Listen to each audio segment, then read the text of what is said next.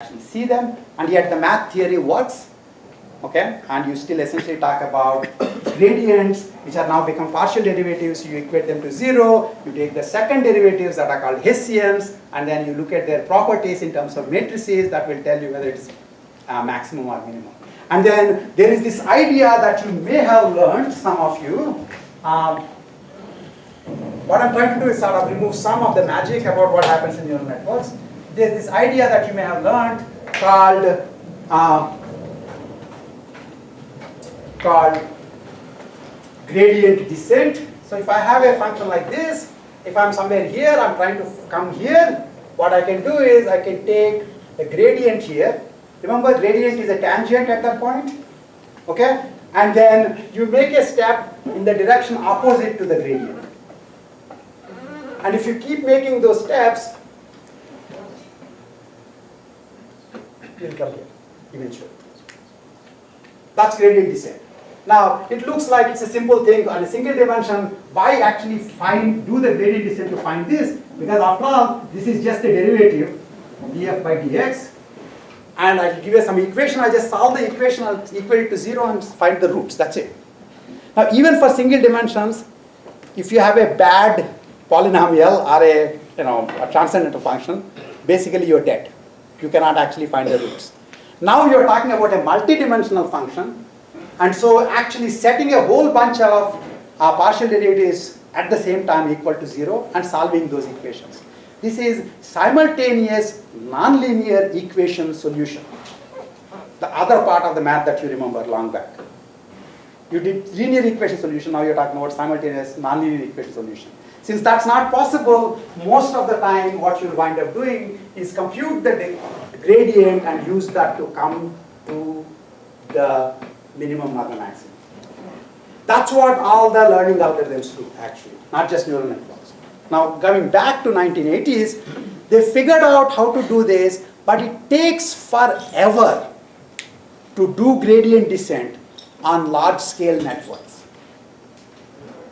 There's nothing wrong with the theory, it's just in practice it doesn't work. It's the sort of thing that Archimedes, when he found the principle of lever, said, if you just give me a large enough lever and a fulcrum, I can lift the universe. And if you actually at least understood what I'm saying, then you're still awake. Okay? So it's a sort of a non-practical idea. That's what it was sitting there. And then now everybody is talking about deep learning. What has changed? You might think, wow, we must have figured out something big and truly fundamental about how gradient descent should be done on multivariable functions. Nah. So there are like 3 ideas. All 3 together improved the speed by 10x. And then the computers, in the same time, increased their speed, thanks to my wife and other people, by 10,000x. So we take the credit. You see what I'm saying? And then of course, now you can play this game any which way. It turns out you can say, well, you guys in AI have no credit to talk about. You haven't come up with any new ideas. And Jeff Hinton would say, no, we have always been telling you this is the way to do it. In fact, Archimedes was right. You just need a really big lever and a nice fulcrum. You just did not know how to manufacture one. Now that we have it, we're right. Okay, so there goes the magic. Deep learning has no deep theory. It's just fast machines with good gradient descent.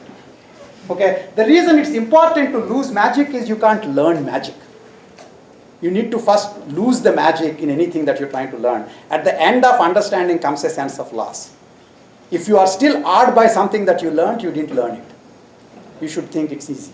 Okay, so anyway, going back to neural networks, essentially, that's pretty much what happened. In fact, the speed of the computing and not much change in the algorithms has already made them particularly commonplace now. So you can actually do Google Now or your Siri, etc. on your cell phones, because the beginning computers, the ENIAC that I showed in the beginning of the class, which was the UPenn computer, that was a room-sized computer that was 1,000,000 times slower than the cheapest cell phone that you can buy now. Right? So we have actually much bigger, much better computational power, and so we are able to do perceptual tasks much better. Image recognition and speech recognition has improved. Currently, in some sense, actually, we are combining reasoning and search together. Essentially, that's the argument I made in the talk, that AlphaGo basically combines both of them. Okay, so that's about, and the most interesting thing, the contrast is babies go almost this fast. The perception and manipulation first. We still, by the way, don't have robots that can do the manipulation that little kids can do. So there is, if you look at YouTube, you can ask for towel folding robot to the YouTube. Okay, and the towel folding robot basically it folds towel within 8 minutes or so, and then just before you are sort of mildly impressed, you realize it was 1000x speed up or something. So, so you have no worry if your life's aim is to be a towel folder. Robots are not out to get you. You can still have a job. You see what I'm saying? So manipulation is a good place to be in because robots are not doing well there yet. Okay, and kids do very well. Real kids do well. You know, you can teach them. Of course, kids never fold anything. My kid doesn't, but you know, you can teach them because. Okay. So again, anyway, so that's that, and then I'm just going to go through this. I'm not going to repeat this. If there's anything here that you saw in the talk that reminds you of something that you wanted to talk about, raise your hand. Okay. We talked about the connection to captchas. We talked about the fact that common sense reasoning is still a last frontier. It's an open frontier. You know, Magellan, and then this again my second Seinfeld thing, where this is late enough in the evening. So George, after having had amorous interactions with his office colleague and was about to be fired, asks his boss, "Is that wrong? Am I not supposed to have done it? How come nobody told me not to have sex in the office?" Essentially. When did anybody tell you when you took up a job? This. And why can't I plead fifth on this? It's just common sense. Right? Right? And then this one, of course, we talked about the vision, how vision can be easily spoofed. We talked about the symbols versus neurons. Anything you want to talk about, raise your hand. Any comments on these things? And then talked about how reasoning as well as declarative representations are both important. In particular, we may well be, I mean, I have a bunch of neurons, so are you, okay? But we don't exchange neurons, we exchange language. Language is symbolic, okay? So communication is still symbolic. So you need to figure out how to support symbolic reasoning, whether you like it or not. Okay, so that's one of the points I was making, and this was essentially the interesting part, that deep learning has become such a big thing now that even if people who are actually doing the work are more balanced, the public will just, the press will just say, it's just deep learning. Okay, actually, this is a very interesting thing. I don't know whether I mentioned that in the talk. Apu in Simpsons, which is another very important. Simpsons, how many of you have seen Simpsons? Okay. So Simpsons, Apu wants to get citizenship at one point of time because he was about to be thrown out. And so he takes the citizenship test. Homer is actually helping him prepare. For those of you who know Simpsons, you know how ridiculous that thing is. But anyway, so he learns and then he goes to the citizenship test where this man is asking Apu, tell us, so what are the causes of civil war? And so Apu, obviously being an Indian and a very clear thinker like me, says, oh, causes of civil war are varied and many. Whereas North had the following reasons, the South had the following reasons, and he's going on and on trying to give the real reasons for civil war. At which point this guy says, stop, stop, stop, just say slavery, I'll pass you. Okay, we look for simplistic explanations. But simplistic explanations are not generative. So if you want to do what AlphaGo did, you need to understand both symbolic and non-symbolic reasoning. If you just want to sort of tell your readers that you sort of know something about AlphaGo, you can say deep learning and that'll be fine. Okay? Then we also talked about logic versus probability. I already wrote a kind of a probabilistic formulas here, right? It's expected utility maximization. in general, logic and probability are both actually important, and you'll wind up talking about both of them in this class. Logic is typically useful when you have deterministic knowledge. Probabilistic logic is just sort of an extension of symbolic logic with probabilities. Okay, and so we also talked about that. In that talk, are there any questions, anything that people have thought about? Okay. Okay, so this is sort of kind of more interesting, maybe something about this. Replace versus augment. Should AI be about replacing humans or augmenting their abilities? That is also something that's more in terms of what you wind up doing. The things that take, that get the maximum press are systems that replace humans. So you no longer have to play Go because machines can play themselves. You no longer have to play chess because machines can play themselves. Okay, so it's like replacing more or less. But actually, one of the things, sort of underlying currents in today's class, I was saying repeatedly, is augmenting. In the beginning, augmenting looked like a sort of a cheap goal. You know, augmentation, calculator is an augmenting device, right? So is this, it augments my reach, I can point there. It looks like, you know, AI should be aiming for much bigger things than just augmentation. But really, you're looking at the worst, the extreme cases. An augmentation of all capabilities of humans requires, you know, a much more open research problems to be solved than just essentially simple devices. And typically in AI, it's been much more about replace that has, you know, that has received attention in the beginning, but now it's not, you know, it's more of a mix. Okay, this doesn't change what you wind up doing in the course, because you will understand some of the techniques involved, at least in actually replacing humans.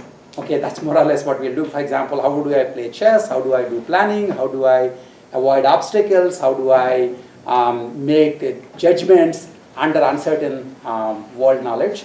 Those are the kinds of things that we'll wind up looking at. But then beyond that, you have to actually also start thinking about, if you're augmenting humans, you have to work with them, you need to think like them, you need to act like them. Those things are additional things that my research group is very interested in, but I may not necessarily have the time to go into it in introductory course. Okay, so actually, as I said, this is my, you know, human aware AI is the thing that I'm interested in, as well as it was the Ichikai special thing, because I was running it, I get to make it. Okay. Disappointment, doomsday. This is fun stuff to talk about for like ages, but in general, you know, it was for the most of the time, if I say I'm doing AI, people will essentially feel sorry for me. Now they are afraid of me. Okay, there is no in between. Okay, and it's kind of interesting, but it's a sociological phenomenon. We can have off-site discussions on this. There's not too much I can do in the course about that. You guys hopefully should understand what is feasible versus what is just media frenzy as to, you know, disappointments. Okay. Oh, this was out. Huh? I do like this guy. So this is, by the way, Oscar Wilde, and he did say this. Obviously, he was way before Trump, so he wouldn't have been allowed to come to US, but then he was. Okay. Okay, that was that. Unemployment is a very interesting thing. I keep getting involved in all these various meetings where people are worried about what jobs will get over. I did already tell you, towel folding. Go home, practice towel folding. That job will continue. Okay. So taxi drivers, factory workers, journalists, doctors, cocktail waiters. So which of these will go away fast? Surprisingly, doctors might go away fast. Okay. Taxi drivers are already going away essentially. You know, but doctors also are very much likely. They're actually, all of these are at-risk things. And the computer scientists are the people who are making sure that the jobs will go away, in general. Okay? And then at the end, they will be left holding no job, and that's a surprise. But that's a different story. Okay, so that's about that. I'm going to skip over this. And in the next half hour, I'm going to talk about agent design and environment types, which is fairly, you know, technical discussion of the stuff that I started talking about earlier, about sensing and affecting the environment. So before I go there, I have about half hour. Before I get into that, are there any other questions, anything else? Once we start this, it's basically technical discussion until the end of this semester. So if you have anything else that you want to bring up, yes, please. Since we are talking about learning, is ML a part of AI? What do you think? Then it is yes. So basically, you need the model of the world so that you can reason about the model of the world. Who gives you the model of the world? Learning. Okay? Kids learn about the world. And kids learn about the world by acting in it. And that's actually reinforcement learning. They act, they get a couple of bumps, and then they learn. That's reinforcement learning. Okay? In general, whenever we talk about a model of the world, which we'll talk in a minute, all those models, in the beginning, we can just start handwriting, hand coding them, but those are the things that should have been learned to begin with. That's where the learning comes in. In the end, the goal of AI is not learning. Nobody is worried about evil machine learning. If there's anybody who can do bad stuff, that's us, AI people. Because AI includes actually affecting the world.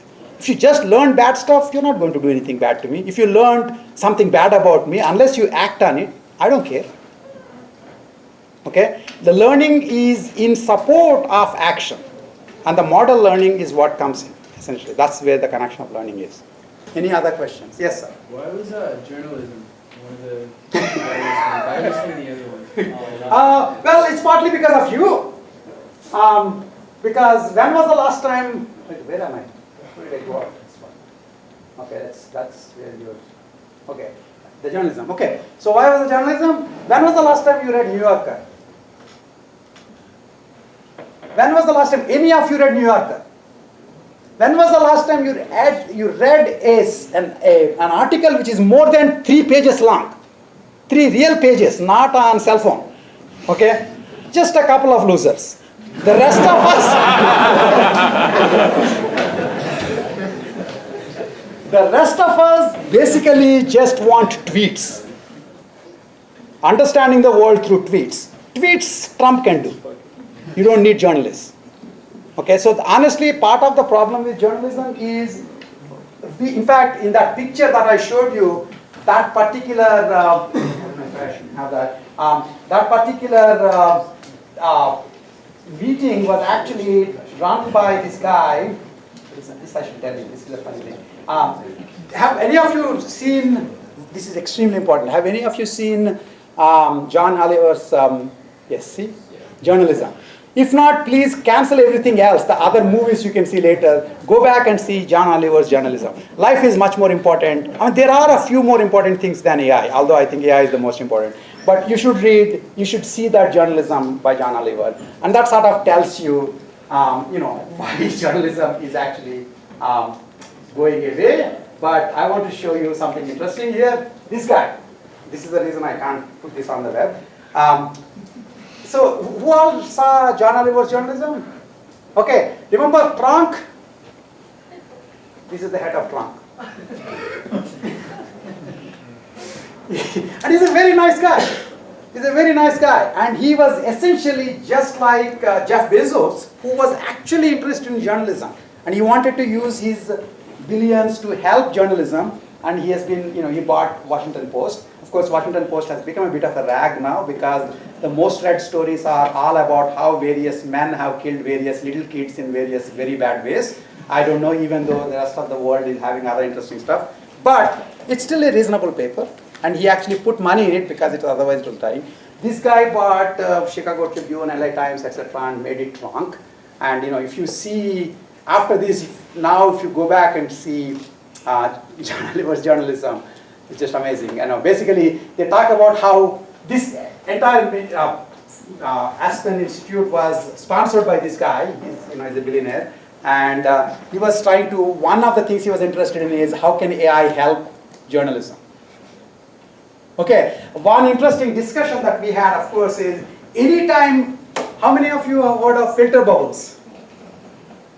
See, there are, good. So filter bubbles, basically. So one of the things that AI can do that everybody in journalism thinks is a good thing is customizing the news feed. That's the worst thing you can do in a democracy. Do you understand what I'm saying? That just basically only showing you the junk that you believe so that you believe more of that junk is essentially ensuring that the world becomes even more polarized.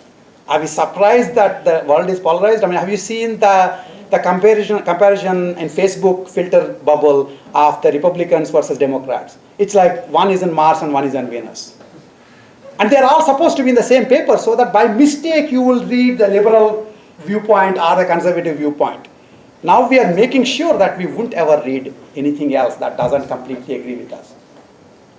Okay, we are ensuring that what the confirmation bias holds. You know, whatever I read will be the stuff that tells me I'm right. That's what filter bubbles do. So if you worry about the bad things AI can do, that's actually one of the bad things. You know, filtering news such that people will only see the news that they have already seen before, the kinds of things they have seen before. It's exploitation in both English and technical terms. Okay, exploitation of people's naivete. But in reinforcement learning, there is this technical idea called exploration versus exploitation, which we'll talk about in a couple of classes.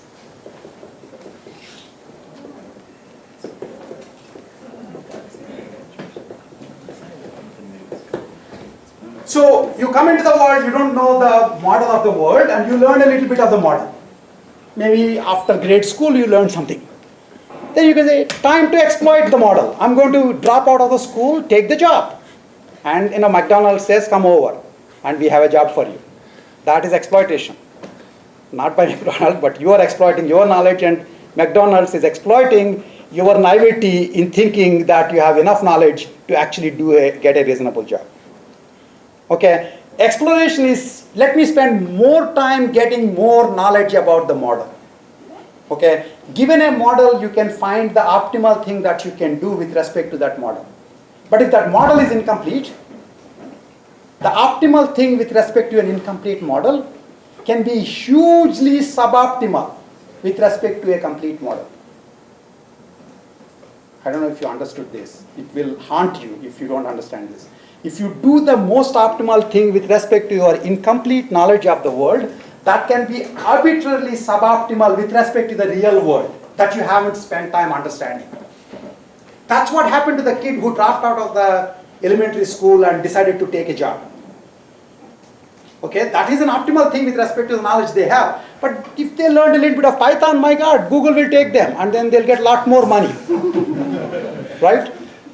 Okay, so exploration was exploitation. Every student feels, my God, how long can I keep exploring? Especially my parents are saying, stop asking us for tuition money. But you do exploration of the world so that your future exploitation would be much better. And it's the same thing for, viewpoints. If I just keep saying, oh, I figured out enough about the world, I just like a particular type of extreme viewpoints, let me just keep reading only about that news, then you will not learn anything else more. If that's what, by design, you wanted to lead your life, good for you. But otherwise, it's a pretty bad strategy. So you are supposed to be exposed to a whole bunch of ideas. And that's what news forums in democracy are supposed to do. So that's one thing. The other thing about journalism and AI is most, so this guy, lots and lots of use for this picture. This guy, forgot his name, but he is the CEO of a company called Narrative Science. And what does Narrative Science do? There are a large number of news stories that are of interest to exactly one or two people. Such as, for example, if there is a news story about how great Rav's first class went, I would be very interested in reading about it. Nobody else would be interested in reading about it. So I can generate a news feed which just gives Rav-oriented stories to me, and I would be very happy. Right? Now, what is a better version of that? If you have kids and they play in Little League baseball or something, and some Little League, team won over this other Little League team, the parents are extremely happy, or at least they should act like they are very happy, otherwise they'll be bad parents. And they should want to have like a cutout of the newspaper and put it in. But New York Times doesn't write about this. They keep writing about Ryan Lochte and his problems with actual urination and stuff, right? So the problem then becomes somebody should be writing these articles. Mainstream journalists won't write it because there is not enough people to read it. But this is the long tail phenomenon, right? One of the reasons Amazon has been so successful is, when there was a brick and mortar stores, they could only keep certain type of items that are, used by mainstream people. So in fact, I knew all along that if I like anything in the grocery store, I can be sure that it will go away in 1 month, because my tastes apparently are different enough from the quote-unquote mainstream population that Safeway is going to lose money by stocking it. So it will go away. So then I'll say what happened to it. Now it's all available on Amazon. Why? Amazon can just hold it somewhere far away, 1 or 2 items of this, and Rob will be buying it. Okay? Now, you can think of this long tail for journalism. That's exactly what that guy does. He generates things like Little League sports stories. He generates things like amazing literary masterpieces such as company earnings reports. This is great stuff, How do you can just take the numbers, convert into letters, and that's company earnings reports. So this is what he does. And people don't like numbers because they're just very afraid of numbers. But you put a couple of English words or Chinese words around them, they think, wow, this looks like story. So that's journalism too. Now this is not, unfortunately, the kind of stuff that New Yorker writes. And even if they write, so basically this is this issue of long tail of journalism. And that's one reason journalism, so both from the consumer's point of view, none of you are reading long articles, and from the producer point of view, you can make stories that only 2 or 3 people are interested in reading, and it doesn't cost you much because you're just putting it on the In fact, there are web services, right, like about.com, etc., which will just dynamically generate fake stories on anything you want, and then show it to you, right? And in fact, they come very high up on the Google rankings because they know everything. So if you want to know about something in your life, they still know it. They will make a story up right then. Okay? So that's the connection to the journalism thing. Any other questions? I'll go out very quickly.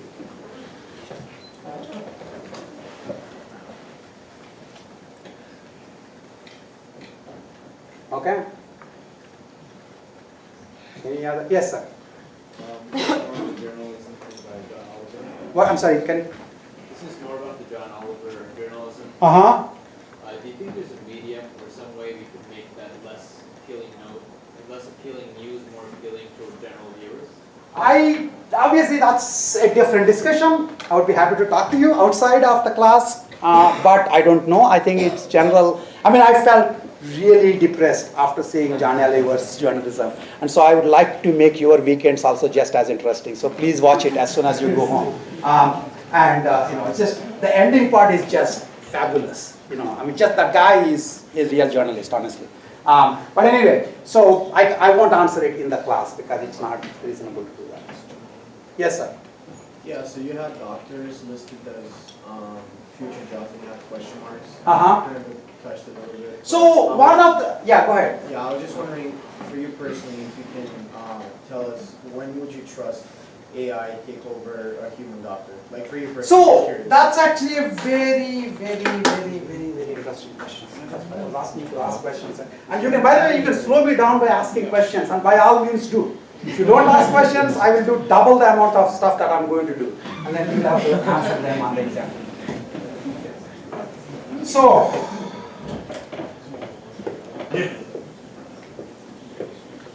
apparently the stuff that one of the presidential candidates doesn't have, the other presidential candidate doesn't care about.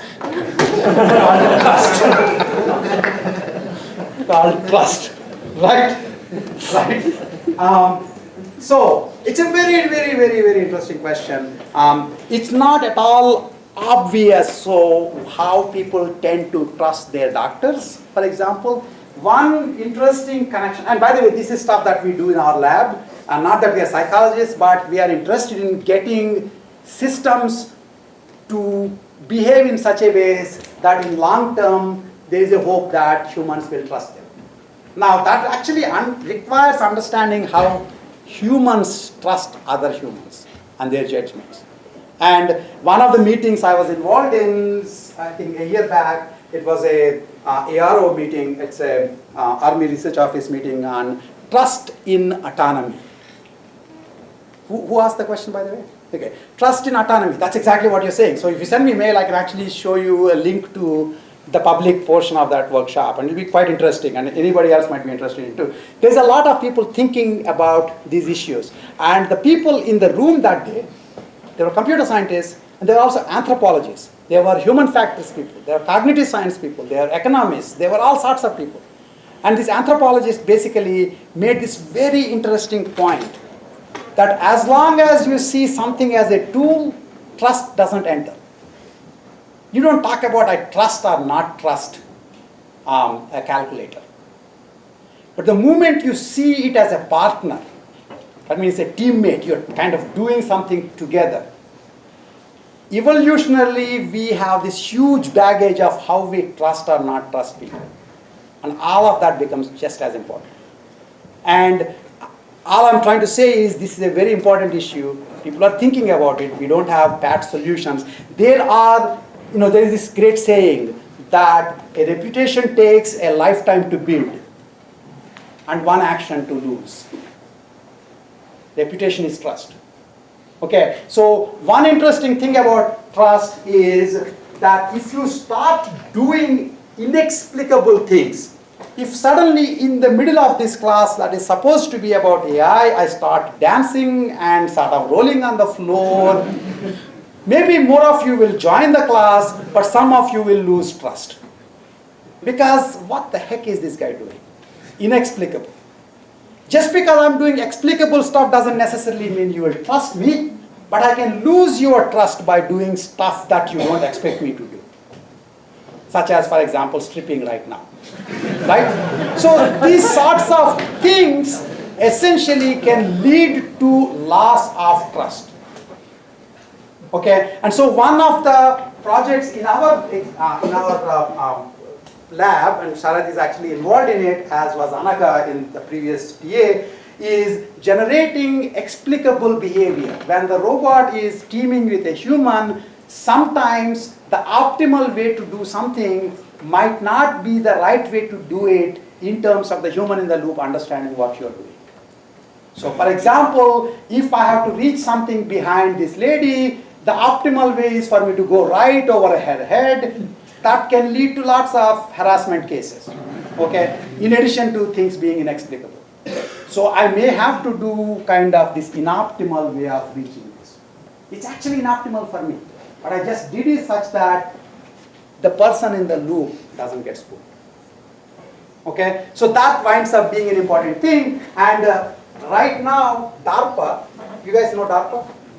ARPA, Advanced Research Projects Agency. You can hate it, you can love it, but most of 21st century advances have been supported in one form or the other by them, right? So basically internet was there because DARPA poured money into it. And everything else falls after that. And so DARPA right now has a big project called XAI.